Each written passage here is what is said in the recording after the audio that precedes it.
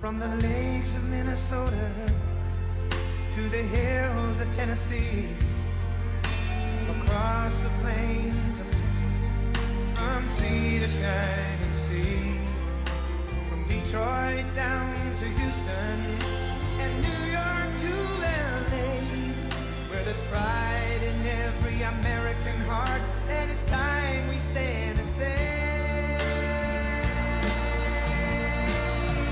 that I'm proud to be an American, where at least I know I'm free, and I won't forget the men who died, who gave that right to me, and I gladly stand up next to you and defend her still today, 'cause there ain't no doubt I love this land. God bless the USA.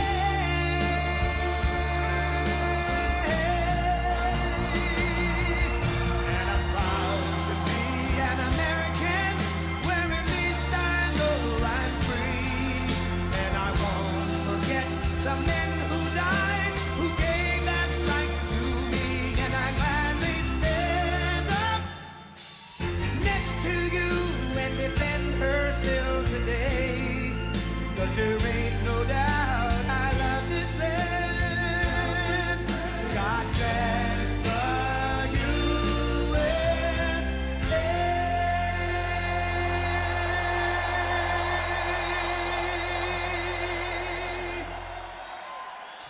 Wow, what a nice group.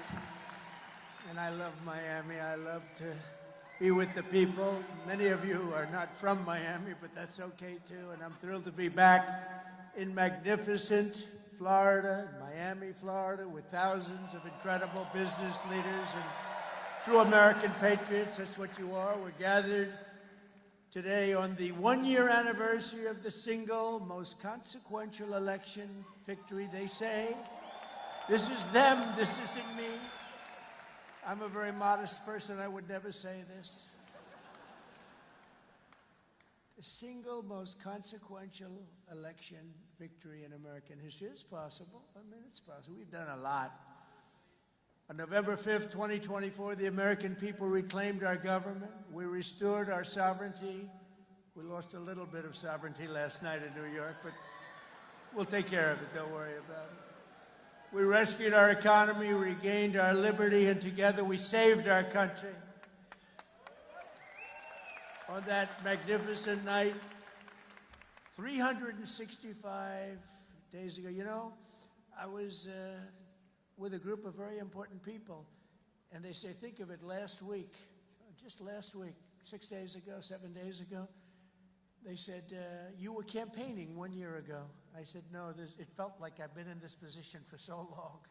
And it's right. At that point, 1 year ago, I was actually campaigning. We did the McDonald's shot. Remember the McDonald's shot? We did the garbage truck shot.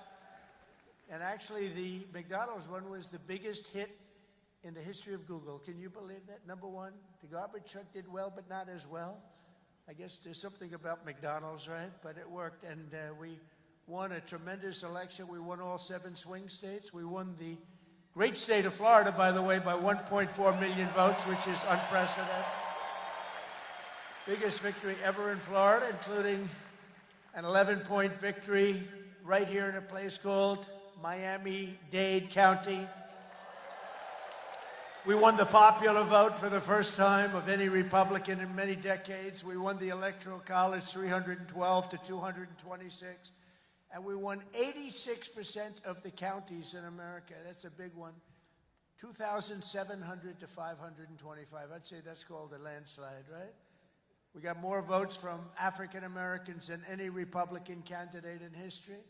We also won a record share of votes from the incredible Hispanic American community. There might be a couple of us.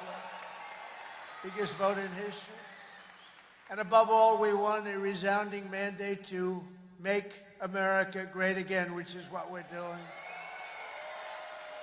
And every day since, I've been fighting to turn the promise made into the ultimate promise kept. We're going to do our job. We have a big job to do. We've done really well. I think it's the best 9 months, they say, of any president. And I really believe that if we can have a few more 9 months like this, you'd be very happy, you'd be very satisfied. But it's been pretty incredible, with trillions and trillions of dollars being poured back into our country by other countries and other places and people.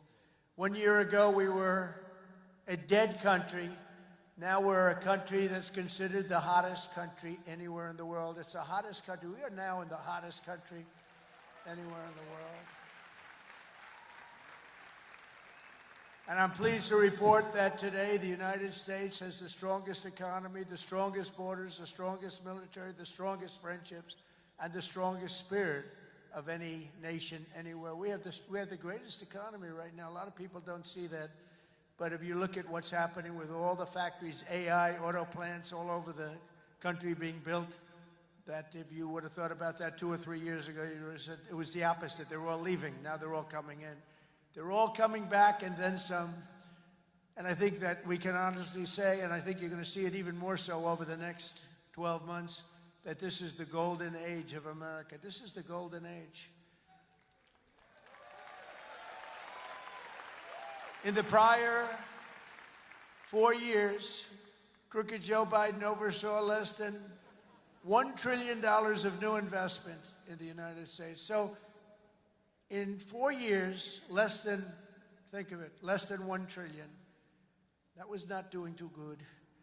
In 9 months, I've secured commitments of over $18 trillion, and we're going to have $21 trillion within the first year. So Sleepy Joe did, think of that. In 4 years, he did less than $1 trillion. We're going to have $21 trillion in 1 year. I would say it's slightly better.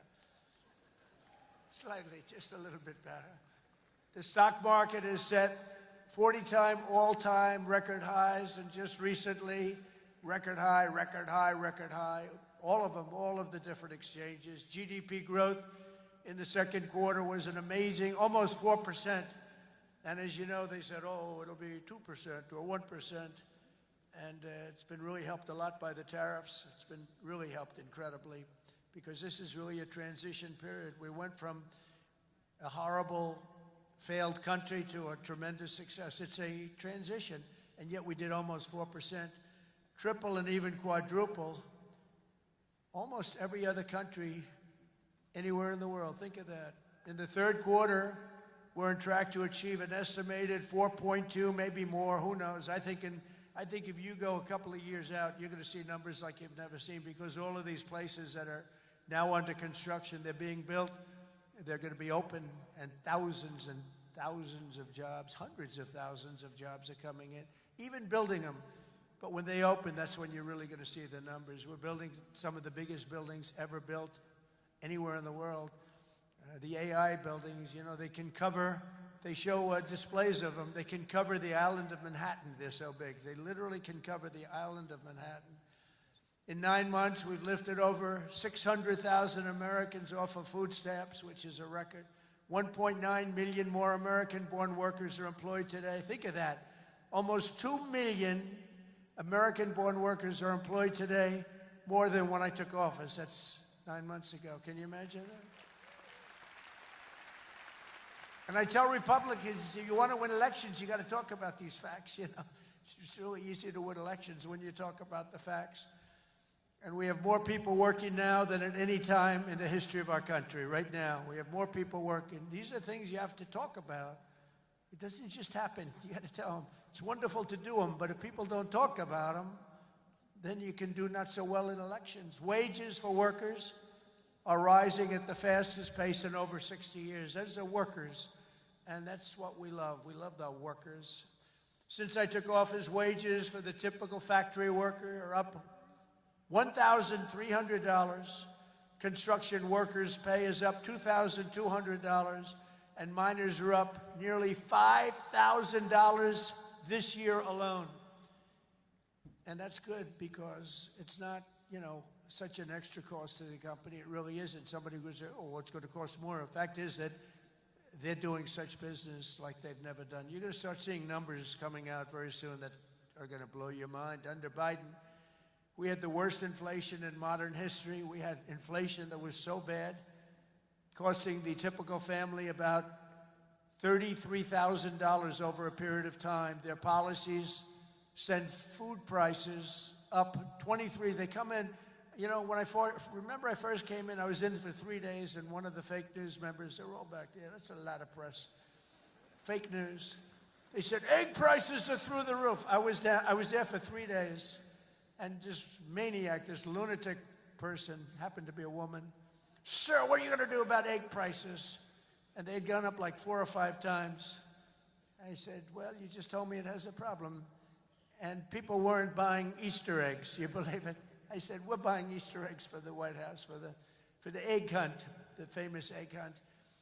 But within a couple of months, we got them down. We have a great Department of Agriculture headed by Brooke Rollins, and we did a great job, and we got them down to the level they originally were a long time ago. Now we have that in just about everything. And if we don't have it, we get them down.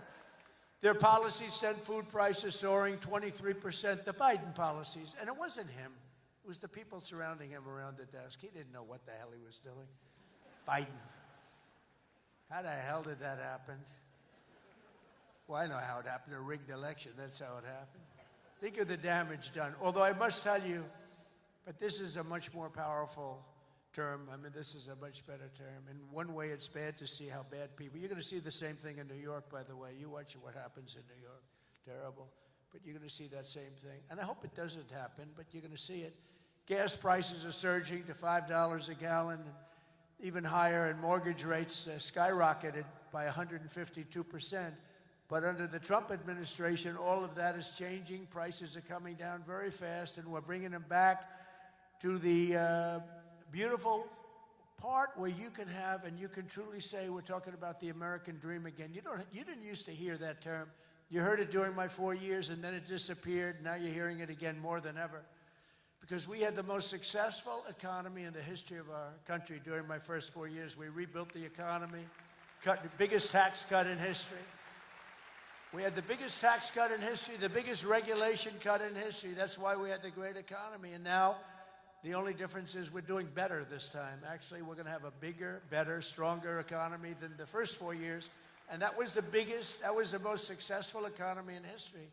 Gasoline prices have plummeted to the lowest in 2 decades, and we're going to soon see $2 gasoline. Think of that, $2 a gallon.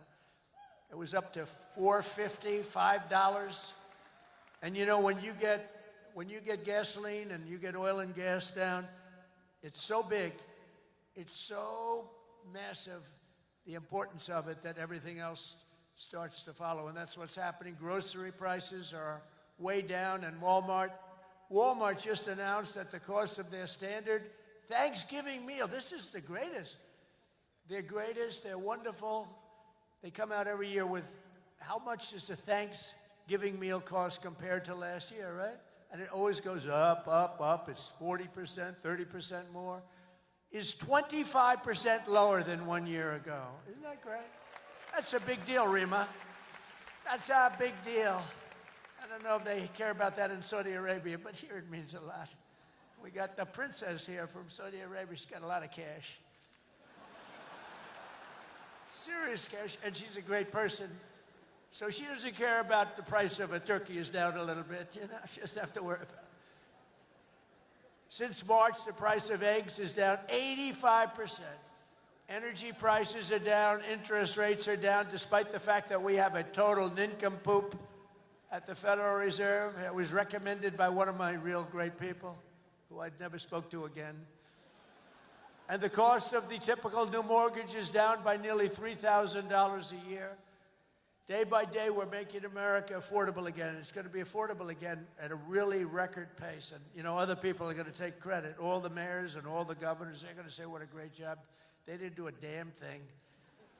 Yet as we speak, the Democrats in Congress are trying to put all of this progress at risk and drag us back to the Biden policies of soaring prices, crushing energy costs, massive spending, open borders, let the world come into our country from prisons and from mental institutions, let them pour in, and rampant inflation. That's what Biden gave us, all of those things. With the reckless Democrat shutdown, virtually every Democrat in Congress has voted to hold the American people hostage In an effort to extort hundreds of billions of dollars in new spending, they're demanding free health care for illegal aliens that just came into our country from prisons and from mental institutions and drug dealers and drug addicts, and they want to give $1.5 trillion in giveaways that would turbocharge rapid inflation again as they did the first time. You remember that just a couple of years ago, 4 disastrous years we just had.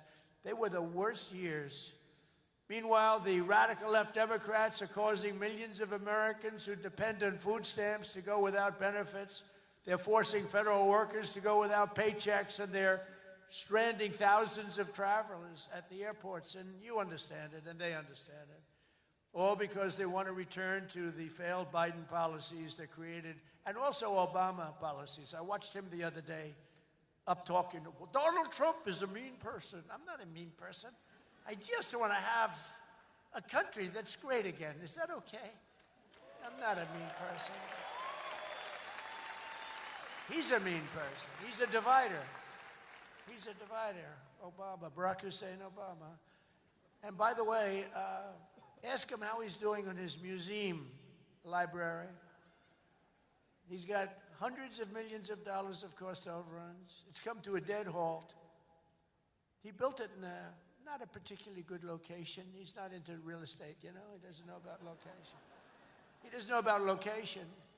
But he built it in a location that's not going to be too good. But the thing has come to a dead halt. It's way over budget. It's sort of like Gavin Newsom in California. He's got a train that was supposed to go from San Francisco to Los Angeles, which is a stupid idea because an airplane is faster. I don't care how fast it goes. And they had plenty of airplanes. San Francisco, inside San Francisco to inside right there, LA.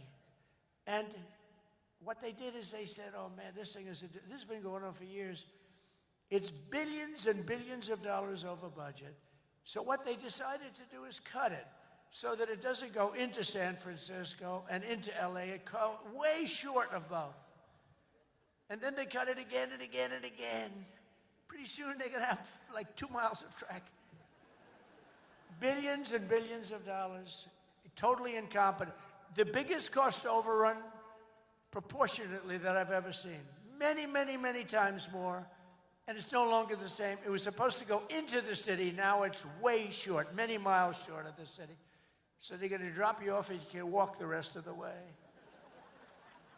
That train is going to haunt him. You watch, because he doesn't have what it takes. I tell you that. Slimy guy. He's a slimy one. Maybe that should be his nickname. Slimy Newsom, right? But he doesn't have it. But you look at that train, it's going to cost him. Republicans have voted 14 times to fund the government. And it's time for Chuck Schumer, crying Chuck. Remember he started crying at the airplanes? They were the worst forced tears. I've known him all his life. He's never cried. But he broke down in tears. He was so devastated. He didn't know why he was crying, but he just thought it was good to do. His people told him this was a good time to cry. Crying Chuck. But it's time for Chuck Schumer and the radical Democrat Congress to stop playing games with the people's lives and to pass a clean funding bill that they've done 30 times before. And to reopen government immediately. Just reopen it. They don't like it to be reopened because we're setting records. They think actually, I don't think anything's going to hurt. We are so strong now that I'm not sure that anything's going to hurt. But it would be good to open it up. Take care of the people with jobs that aren't going to get paid and aren't getting paid. And no matter what, we will not let them impose their inflation-causing extremism on the American people. We're not going to pay $1.5 billion for people that came into our country illegally, okay? If you don't mind. That's what they did last time. Remember the Inflation Reduction Act? The greatest scam, one of the greatest scams. I would say some of their environmental scams were even bigger, but one of the greatest scams ever, Inflation Reduction Act, and then they admitted it had nothing to do with inflation reduction, remember? But it did actually caused massive inflation. It actually caused massive inflation. But we don't use auto pens in the Trump administration to sign things. We don't believe in that. You know, I get these guys come in with these big, beautiful documents, gorgeous, beautiful, must cost a fortune. I should check the price. But, you know, a general is being made or something, you know, some big post. And they say, sir, would you sign this, please? It's going to be a 4-star general, or it's going to be a big cabinet position, or it's going to be something with medical or whatever. I take my pen and I sign it. In his case, they walk it into a room and they give it to somebody who's no idea who Biden is. But Biden doesn't have any idea who he is either. And they have a machine sign it, the auto pen.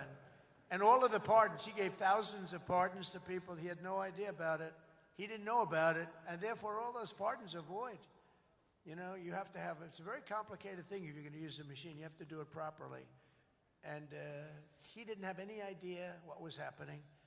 And this is what we had as a president. We don't want that. You have the opposite right now. I don't want to be braggadocious, but you have the exact, I know exactly what's happened. If you want to see what congressional Democrats wish to do to America, just look at the result of yesterday's election in New York, where their party installed a communist as the mayor of the largest city in the nation.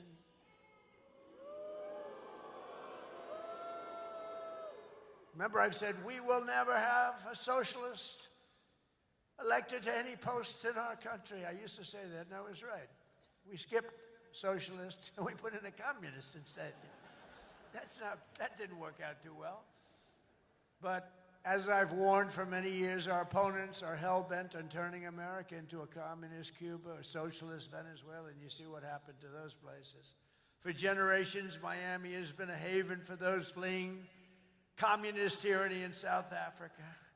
I mean, if you take a look at what's going on in parts of South Africa, look at South Africa, what's going on. Look at South America, what's going on. You know, I'm not going to, we have a G20 meeting in South Africa. South Africa shouldn't even be in the G's anymore, because what's happened there is bad. I'm not going. I told them I'm not going. I'm not going to represent our country there. It shouldn't be there. Take a look at what's happening in different parts of South America. Take a look at what's happening in different parts of the world. But now the Democrats are so extreme that Miami will soon be the refuge for those fleeing communism in New York City. They flee. They flee. Where do you live? New York City, but I'm trying to leave because I don't want to live in a communist regime. I hope it works out for New York. I love New York. I love New York. When I left New York for the White House, it was good, except we had, you know, the telltale signs of trouble, because we had a guy named de Blasio. Do you ever hear of him as mayor? He goes down as probably the worst mayor in history. Then he went to Harvard to teach government. Do you believe it? They took de Blasio, and they took that mayor from Chicago, the woman, the one that gets her hair done very expensively, right? Beautiful hair. She got beautiful, luxuriant hair. And they took her, and she's teaching at Harvard. They're teaching government. And then you hear about Harvard.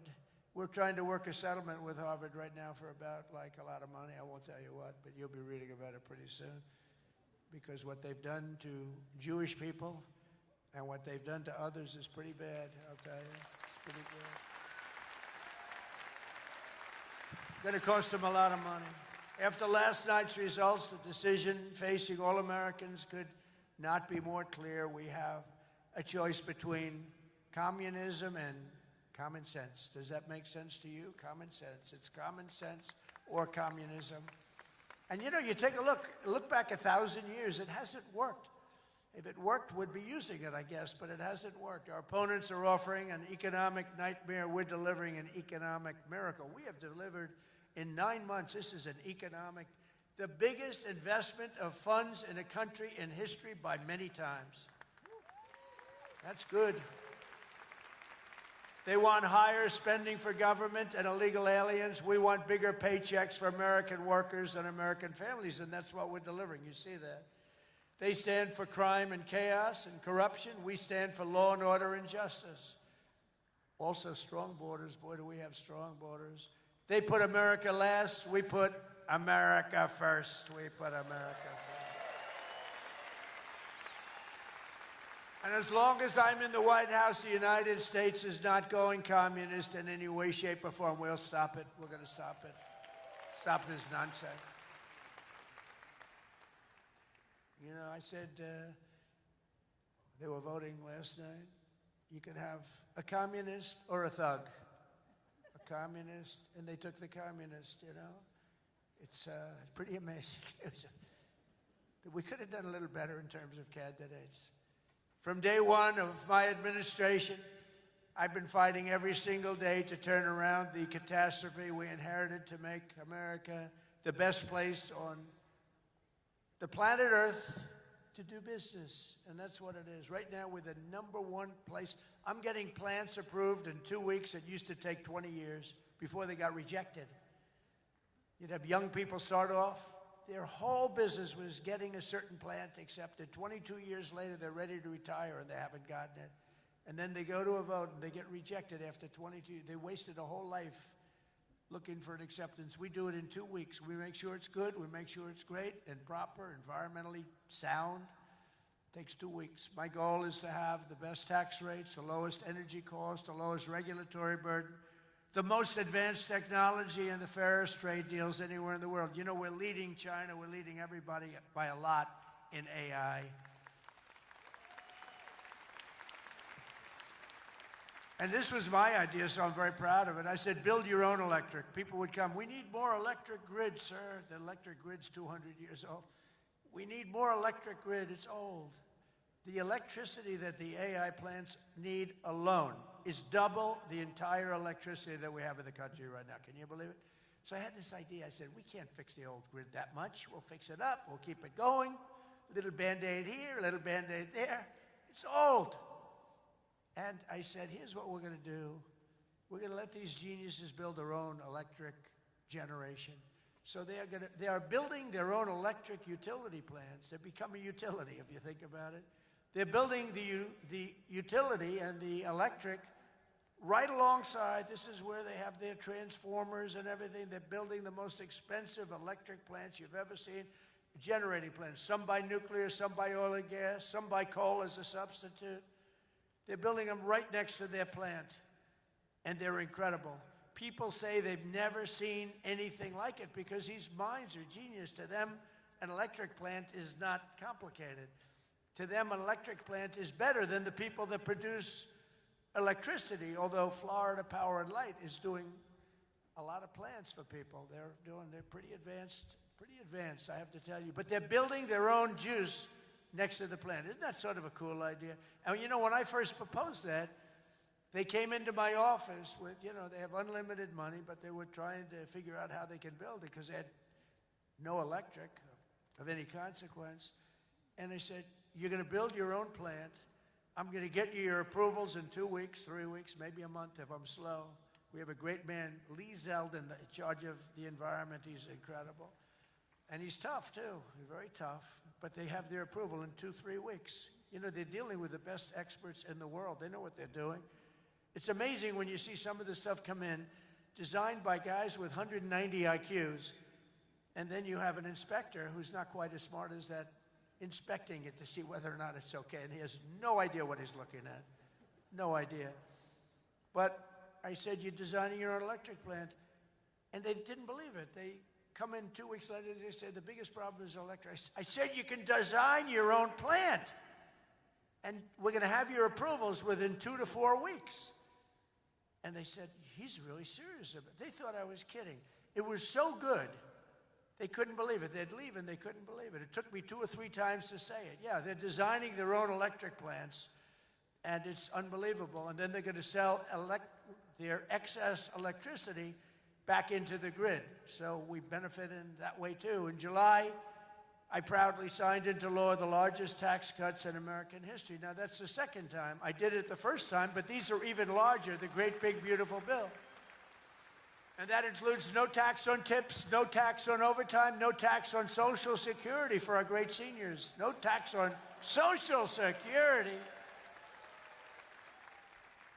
I wonder which is the most popular of the no tax on tips. You know, I was in Nevada, in my building in Las Vegas, and I had this beautiful young waitress come up to me. I never talk about beauty anymore because politically, if you mention somebody's beautiful, that's the end of your political career. So I don't mention that she was beautiful, but she was beautiful. And she came up and I said, how you doing? Oh, sir, I'm not doing well. The government is horrible on tips. I said, really? How do they tax? They tax tips? They tax us and they go after us. I've never seen anything like it. It's made my life miserable.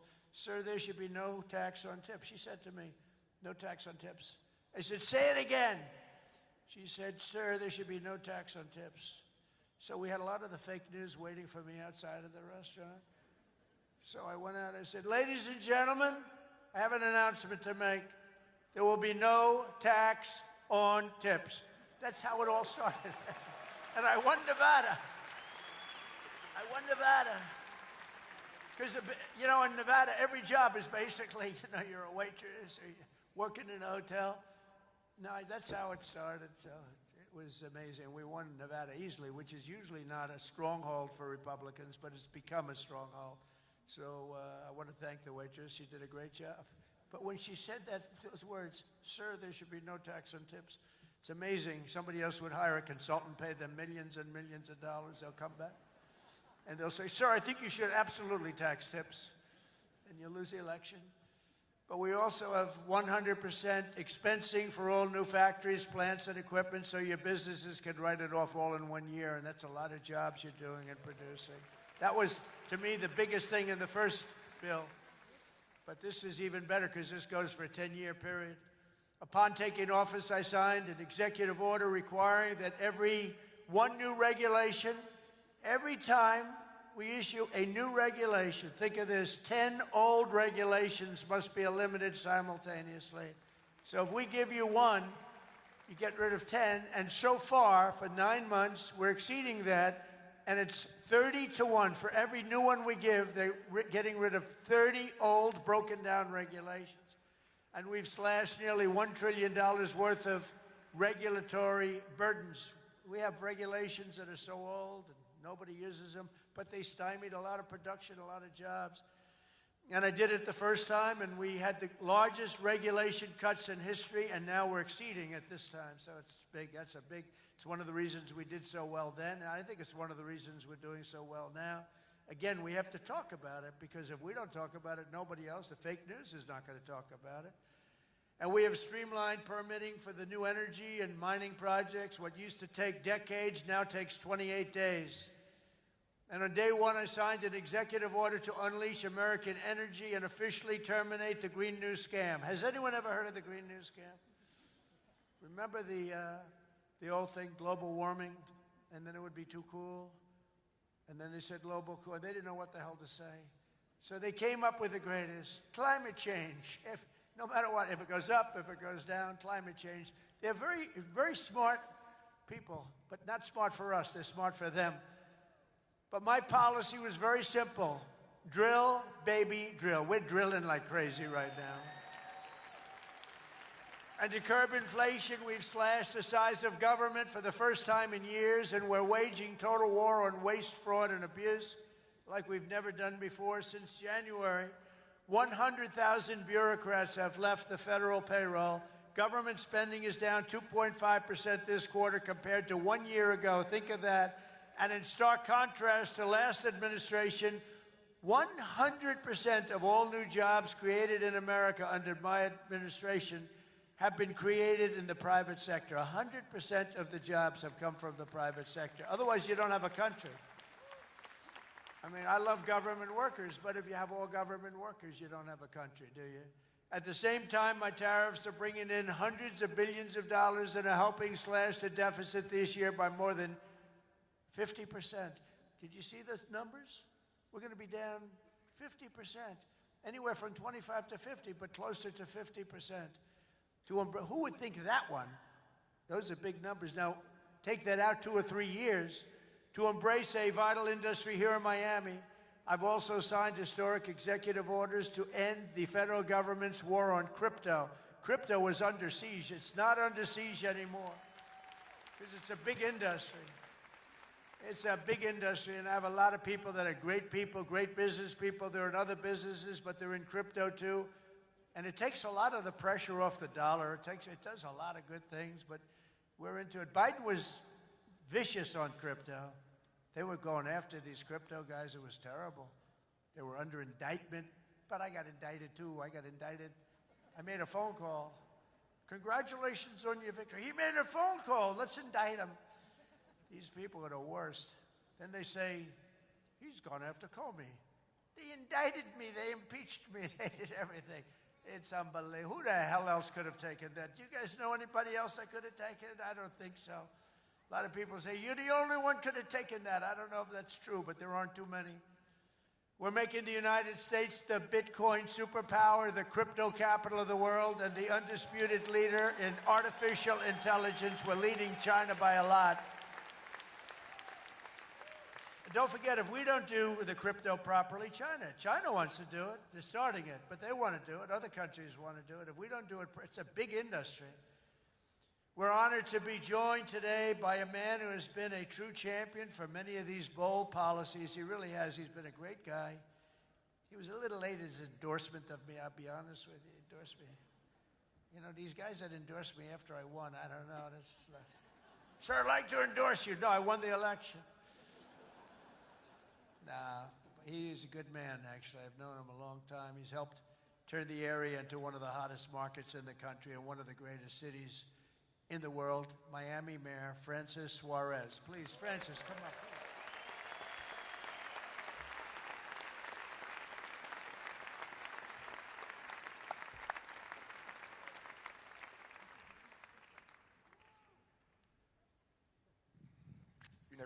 You're never gonna let me forget that one, huh? Thank you, my brother. Thank you, Mr. President. Just a little shorter than you are. Oh, it's truly a great honor to be here with you this afternoon and to have you here once again in the great city of Miami. Your leadership and your vision have shaped not only our nation, but also the future of our city. Miami's success today is rooted in the values that are deeply American: opportunity, freedom, safety, and innovation. These are values that you have championed with conviction, and they are the same values that have made Miami a symbol of what's possible.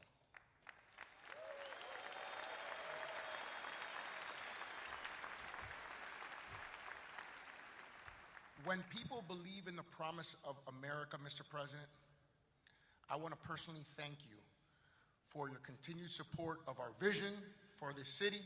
It was an honor to stand beside you in the Oval Office when you announced the next year's G20 right here in the city of Miami.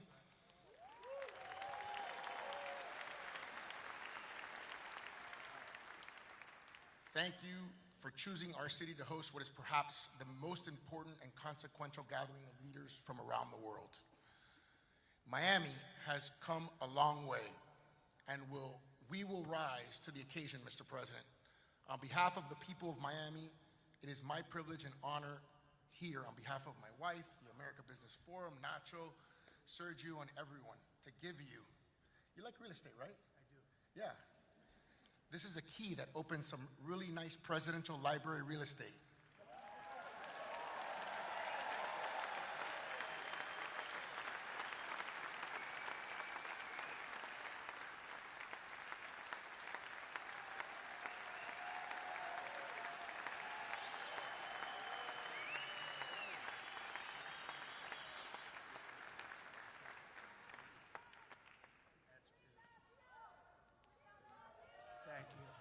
Thank you very much, Francis. I appreciate it. And you know, he's really a special guy. I'm going to take this, I'm going to put it in the White House, and then I'm going to move it to Doral in about 3.5 years. We put it right in Doral, right? In the lobby of Doral. A lot of people from Doral. Well, thank you. That's a great honor. I also want to thank a man who's been unbelievable in terms of Israel and so many other things. He was a great real estate developer, but he had a great personality. And you need a personality for this. And I said, he's just as good as there is, and he's done so well. And you look at what's happened with Israel. We have peace in the Middle East. Can you believe it? Peace in the Middle East. And he's special envoy Steve Witkoff. Steve, where are you, Steve? Wherever you may be. Where are you? Steve, thank you. What a job you've done. Thank you very much. What a job he's done. That guy's got that personality.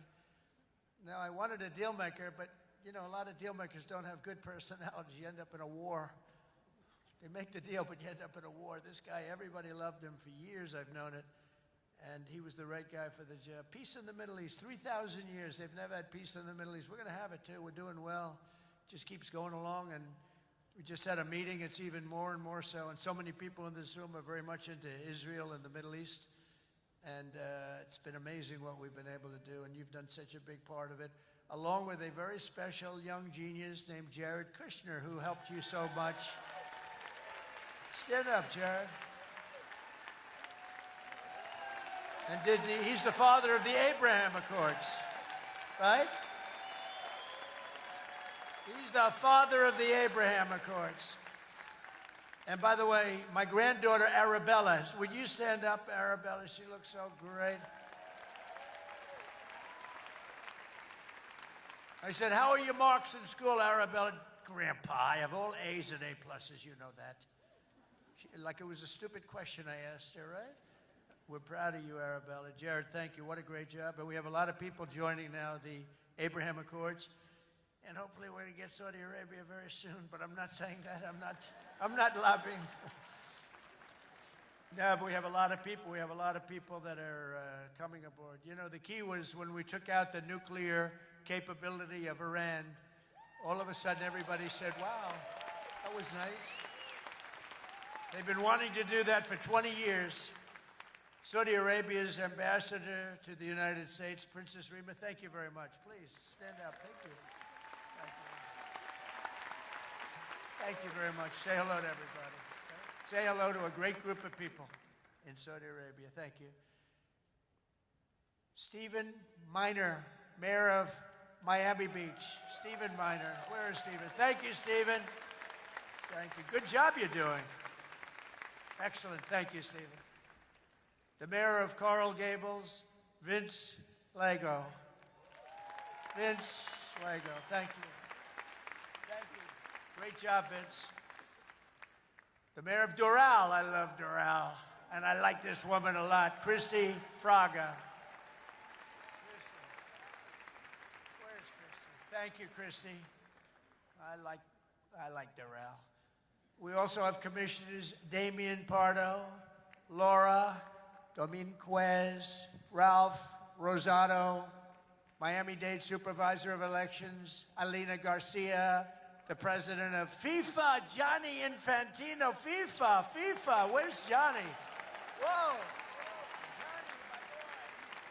I didn't know he was going to be here. He's big stuff.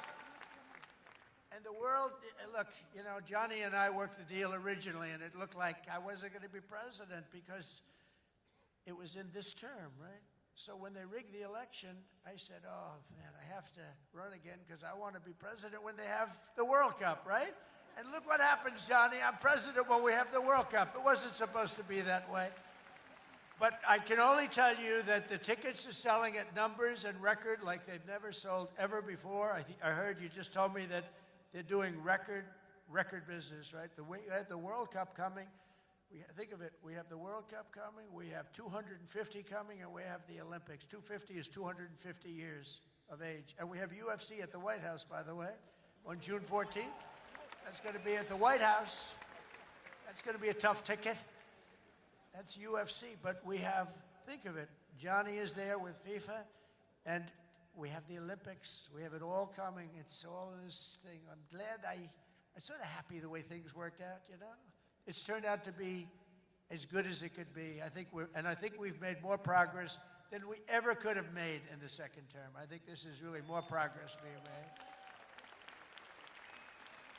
We also have Formula One CEO Stefano Domenicali, and where's Stefano? Very good. That's big stuff. We have a lot of big people here today. We also have a gentleman who called my election successfully. He said, and Donald Trump will be the next president of the United States. Got a great voice. Brett Baer. Where's Brett Baer? Brett Baer. Where is he? And his son is with him, Paul. Paul's a very good golfer, so is Brett. Thank you, Brett. He's doing an interview with me right after the... Oh, is that Paul? Stand up, Paul. Paul, did we take your father easily in golf? Tell me, huh? That was easy, right? Get ready. We'll do it again. Thank you very much, Paul. You look great. Also, I want to thank your two great senators, Ashley Moody and Rick Scott. And, you know, I just left them. Believe it or not, I had a meeting with all the senators this morning. I gave them my vision because, frankly, it's always nice to have good vision. And they are two terrific senators, and they're in Washington working hard, and they were going to come. And I said, do me a favor, stay back and work on the things you're working on. They're working on really things. And Ashley is in the election. Rick just won his election. They're two great senators that you have right here in Florida. So that's really good. And they're working to make America great again. So I said, stay back in Washington. Together with many of the people here today, we've achieved more in 9 months than most administrations achieve in 8 years. It's true. We've really done a lot. We inherited the worst border in history, and within a matter of weeks, we turned it into the strongest border anywhere in the world, and they have some pretty strong borders, but we have literally no people coming through. They do come in. They come in legally. You know, we want people to come in. We want to make it real easy for them, actually, but they come in legally. So you have to know that. We just don't want criminals coming in. We don't want people from prisons. We don't want prisons dumped into our country like Venezuela did. They emptied their prisons into our country. We don't want that, right? For months in a row, 0 illegal aliens have been admitted into the United States. 0. They actually announced it. This is an official 0. Remember when Biden said, I have no control over the border? Millions of people pouring through, not people that you could look at them, not that we discriminate. You could look at them and say, these are not going to be perfect for our country. They were rough people that they let in. They had 11,888 murderers, 50% of which murdered more than one people. We don't want them. We're getting a lot of them out. Hopefully we're going to soon have all of them the hell out of here. Either out of here or we have to put them in jail because they're so dangerous. Some are so dangerous we don't want to bring them out. We just make sure they never come back in. But this is what they were putting in our country, and it's a disgrace. On day one, I signed an executive order to designate the drug cartels as foreign terrorist organizations. We had a big, strong, positive number come out just recently. The drugs coming into our country are way down. I'll tell you where they're really way down is drugs coming in through water. People are saying, no thanks. I don't think I want to ride in that boat today, please. We want you to take these drugs into the United States. You know what? I think I'll take a pass, sir. The drugs coming in by border are not much. Every boat that we hit kills, think of this, if it gets through, kills 25,000 Americans plus, but 25,000 Americans. Every time we hit a boat, we save 25,000 lives. Got to look at it that way. And we're arresting and removing thousands and thousands of dangerous gang members, MS-13, Tren de Aragua, all these gang members are being thrown the hell out of our country. And if you look at Washington, D.C., it's now a safe community. We're in Memphis now, and within 2 weeks, all of a sudden, it's like a safe community. It's really made unbelievable progress. And we're blowing up cartel terrorists. We're blowing them up linked to the Maduro regime in Venezuela and others. Look, it's not just Venezuela. But a lot of things are coming in. Look, Venezuela emptied their prisons into our country. Nobody wants that. They emptied their prisons into our country. We're liberating our cities from the scourge of violent crime, making our country safe and beautiful again. We're starting in our capital, Washington, D.C., which right now you can walk through the middle of Washington. You have no problem. 6 months ago, that wasn't the case. 1 year ago, it was a disaster. But law enforcement, our military has done an incredible job, actually. It's a safe, very, very safe city again. And it's been beautified. We're putting new medians in. We're covering the roads with nice, clean, beautiful asphalt. We're redoing the grass in the parks. It's really becoming beautiful again, and it's safe. We don't get calls that, think of it, call to the parents, your son, sir, has been killed. He came to see the Lincoln Memorial, and he's dead. No, that's not happening anymore. We run it tough. We run it very tough. Sometimes you have to be a little tough to get rid of. These are thugs. These are bad people. We're bringing them the hell out of our country where they came from. We renamed the Department of Defense to the Department of War. And well, if you think about it, after the Second World War, they changed it to defense, right? So we won the First World War. We won the Second World War. We won everything in between and everything before. Never lost a war. We still don't lose wars. Sometimes we don't fight to win. You know, we'll stay around the country for 15 years, just bomb the hell out of everybody, make everybody miserable. Nobody knows why we're there, you know, the wars that never end. But we made it clear that the days of political correctness in our military, they're over.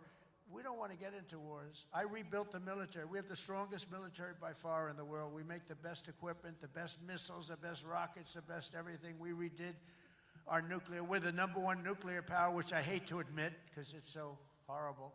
It's such a horrible situation if it ever has to be used. Russia's second. China's a distant third, but they'll catch us within 4 or 5 years. They want to catch us, and they'll be able to catch us. And we're maybe working on a plan to denuclearize the three of us, so we'll see if that works. But we have the strongest military anywhere in the world by far. We're investing $1 trillion in the United States Armed Forces this year. It's the biggest amount we've ever invested, and the spirit of service members is soaring like never before. We used to have recruiting shortages a year ago. You remember, you couldn't get people to join our military all around the world. You couldn't get them to rejoin. You just couldn't, no matter what you do. That we were way short. Now you can't get into our military. The waiting list, you have waiting lists to get into our military because we have spirit in our country. And all around the world, America is making peace, and we're really making peace through strength because they know they're not going to mess around with us. Nobody's going to mess around with us. You saw what happened. We made a deal with China last week, and we made a deal with Japan last week. We made a deal with Malaysia. They helped us so much. All great economic deals, all great. Great for everybody. In 8 months, I ended 8 wars, including Kosovo and Serbia. The Congo and Rwanda, that was going on for a long time. Pakistan and India. You know, I was in the midst of a trade deal with both of them. And then I read on the front page of a certain newspaper, I said, I don't know, mention the newspaper because it's usually fake news. But I heard they're going to war. 8 planes, 7 planes we shot down. An 8th was really badly wounded. But 8 planes we shot down, essentially. And I said, this is war. And they were going at it. And they're 2 nuclear nations. I said, I'm not going to make any trade deals with you guys unless you agree to peace. No way, this has nothing to do. I said, it has everything to do. Your nuclear powers. I'm not trading with you. We're not making any deals with you if you're at war with each other. A day later, I get a call. We made peace. They stopped. I said, thank you, let's trade. Isn't that great? Tariffs did that. You know what? Tariffs. Without tariffs, that would have never happened. Israel and Iran, Egypt and Ethiopia, Armenia and Azerbaijan, and Cambodia and Thailand. All of them were in war, starting war. Some of the wars were 32 years old. One was 38 years old. Amazing. They tried to, President Putin, I spoke to him 2 weeks ago, and he said, on the one, he said, we've been trying to settle that war for 10 years. We weren't able to do it. You got to settle. I got some of these things settled in an hour. No help from the United Nations at all. The only thing I got from them was a blank teleprompter. Remember I went up there, Princess? Ladies and gentlemen, on behalf of the United States of America, President Donald J. Trump, I'm looking at the teleprompters, and I have all my friends, including your family, sitting out there, 158 leaders, some in beautiful silk white robes, others in bad shirts, bad ties, and some in beautiful shirts and ties. But they're all the leaders, 158 leaders. And they're saying, President, and I'm walking up to the President Donald J. Trump, and I'm looking at the teleprompter, stone cold blank. They did it on purpose. And I think I gave my best speech. That's what I was told.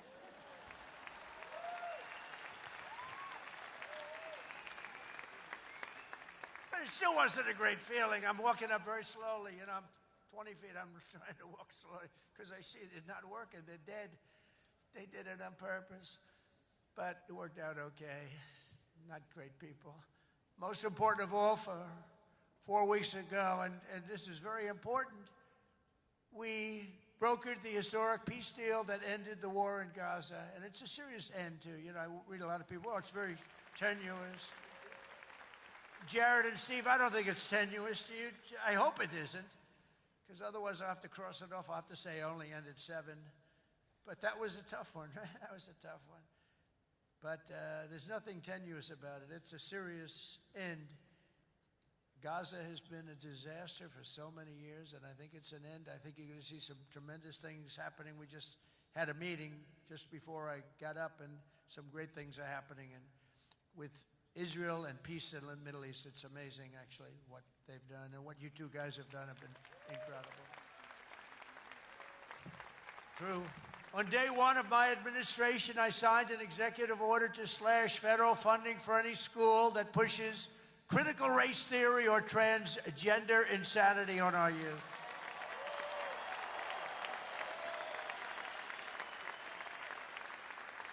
And we completely banned the chemical and surgical mutilation of our children. Think of that. Can you imagine somebody 15 years ago saying we stopped the surgical mutilation of our children? We stopped the chemical mutilation of our children. Can you imagine that? They would have said, this guy's crazy. And now you're saying, thank you very much, because you know it's true. How about this one? We got men out of women's sports. It's over. It's over. Men out of women's sports. They had a race here, the long distance, the super, I don't know what the hell, a race, one of these all-day races. They had the top women, the top men. The man won by 5 hours and 18 seconds, okay? What the hell? How about the weightlifting?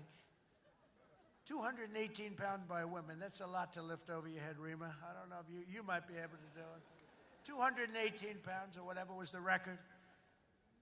A man beat the record by 100 pounds. It stood for like 17 years or something. A man beat the record by 100 pounds. He was a failed male weightlifter, but as a female, he did very well. That's a record that won't. This is a thing that stood. They'd put a quarter of an ounce and a quarter of an ounce on each end. 18 years the record stood. Then a guy comes along, ping, ping. This is the crazy. These people are crazy. And Mandami, whatever the hell his name is in New York. No. He thinks it's wonderful to have men playing in women's sports. The swimming's good too, you know? You know the story? Records are being beaten by numbers that nobody's ever seen, nobody ever thought possible. But a lot of those records are being changed back to where they should be, and I made it the official policy of the United States government that there are only 2 genders, male and female.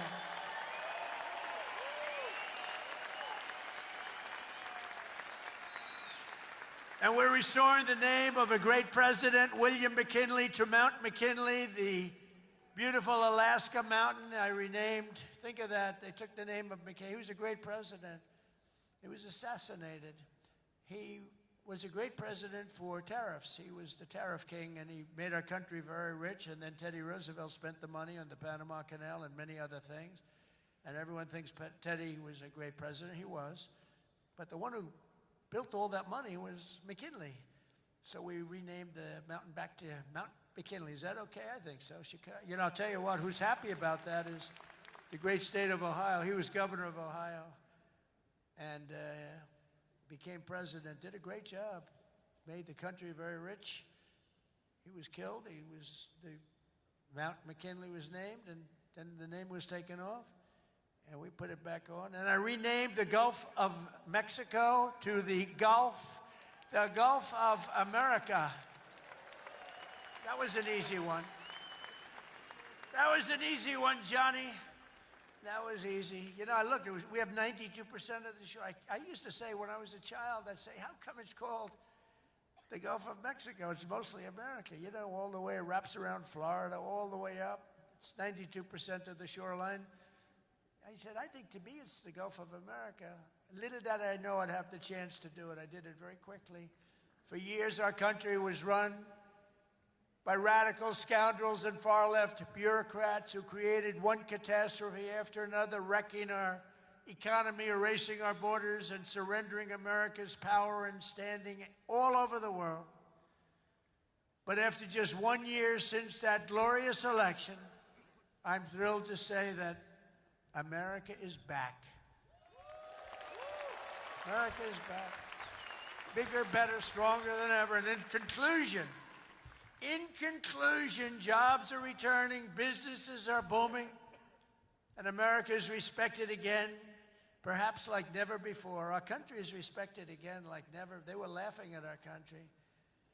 We had a guy who couldn't walk up a flight of stairs. He kept falling. It's very embarrassing. You know, at Air Force One, I go, sir, would you like the short stairs or the long? I say, give me the long every single time, please. The short ones, they call them the children's stairs. I don't want the children's stairs. Doesn't look so good coming out of the children's stairs. Now, if the weather's bad, it's okay, right? If you don't mind. But the communists, Marxists, socialists, and globalists had their chance, and they delivered nothing but disaster. And now let's see how a communist does in New York. We're going to see how that works out. And we'll help them. We'll help them. We want New York to be successful. We'll help them a little bit, maybe. For all of these failed and discredited, really discredited if you think, ideologies of the past, their day is over, their grip is broken, and their time is absolutely done. The golden age of America has begun, and we are just getting started. It's a golden age like you've never seen before. From the steel mills of Pittsburgh to the oil wells of Houston, from the car plants of Detroit, and those car plants are pouring into our country, to the coal mines of West Virginia. Those coal mines are opening up one after another. Clean, beautiful coal. You're not allowed to use the word coal unless you say, in my administration, unless you use 2 words before it. Clean and beautiful. Biden would say, unless you use 2 words before it, here you go, clean. He said, what happened to the other word? Remember those things? You'd say 3 words and mean 2. But the West Virginia mines are doing unbelievable now. Wyoming is doing unbelievable. It's clean, beautiful coal. And from the bright lights of Las Vegas to right here in beautiful Miami, America is proud. America is confident. America is growing and successful. America is a great nation again. We're a great nation again. It's happened faster than I thought. I'll be honest again. We're respected by everybody. We are really, you see the way I get treated. I get treated that way. I guess a little has to do with me, but a lot has to do with the fact that I'm representing this country. America is respected again. America is a great nation again. The American dream is surging back to life, and we will never let the American dream die. Together we will make our country stronger, richer, safer, freer, and greater than ever before. And every day my administration will fight, fight, fight, and America will win, win, win. I want to thank you, Miami. I want to thank you, Mr. Mayor. I want to thank everybody for being here. God bless you, and God bless America. Thank you very much. Thank you, everybody. Thank you.